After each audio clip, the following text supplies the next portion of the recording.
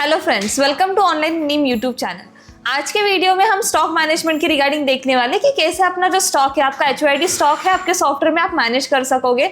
जिसके आपका wholesale stock हुआ, रिटेल स्टॉक हुआ, स्टॉक के अलग अलग कैटेगरीज आप कैसे मेंटेन करोगे सॉफ्टवेयर में, ये आज हम कवर करने वाले हैं।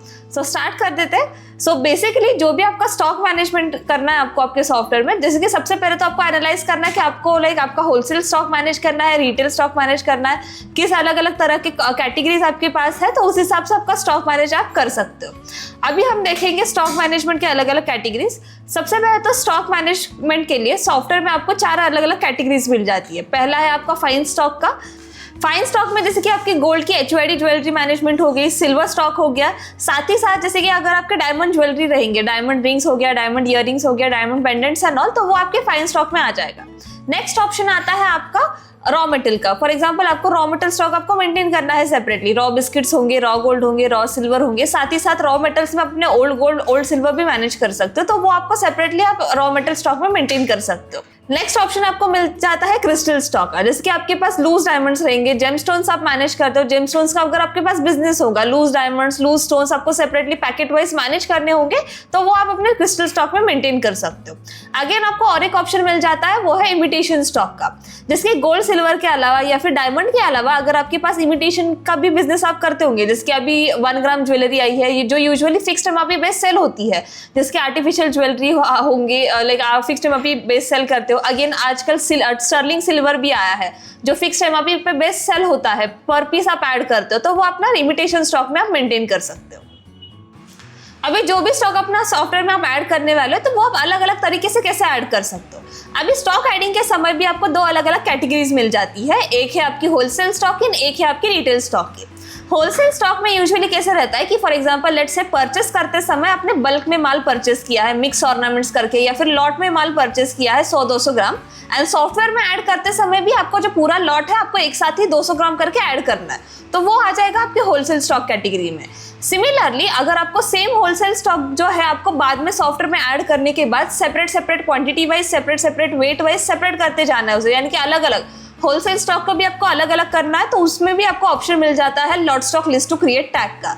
तो इससे जो भी आपने होलसेल स्टॉक ऐड कर रखा है, अगर बाद में जाके अगर आपको लग रहा है आपको स्टॉक आपका सेपरेट करना है, तो वो भी आप वहां पे जाके सेपरेट कर सकते हो। सिमिलरली आपको सेपरेट एक ऑप्शन मिल जाता है रिटेल स्टॉक एडिंग का, जहां पे अपना जो भी स्टॉक रहेगा रिटेल का, separate quantity wise, separate wait wise आप ऐड करते जा सकते हो।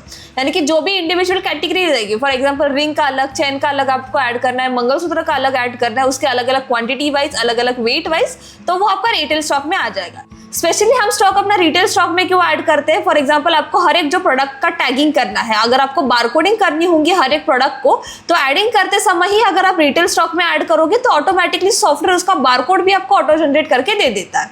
इवन आपको बारकोडिंग का जो फीचर है सॉफ्टवेयर में, वो ऑटोमेटेड दिया गया है। जितना भी स्टॉक ऐड आप करते जाओगे, ऑटोमेटिकली उसका जो बारकोड है, उसका जो टैग है, वो ऑटो जनरेट करके दे देता है।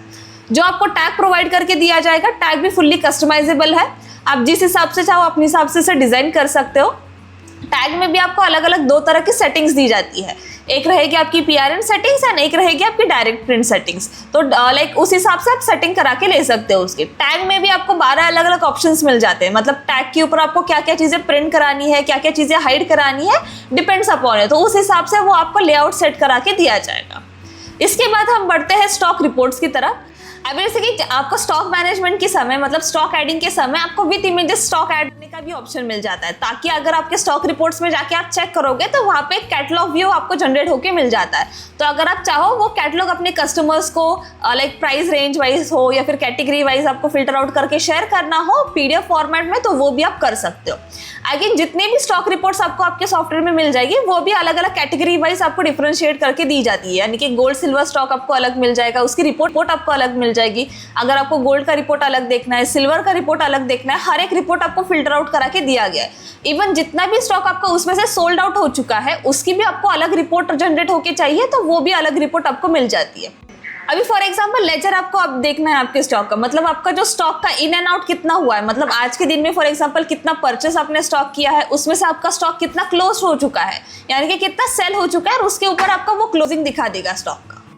तो इसी सारे स्टॉक के रिगार्डिंग इन्फॉर्मेशन अगर आपको चाहिए हो या फिर स्टॉक मैनेजमेंट के रिगार्डिंग आपको डेमोन्स्ट्रेशन चाहिए होगा तो नीचे नंबर्स डिस्प्ले किए गए उस पर आप ज़रूर कॉन्टैक्ट कीजिए। Thank you.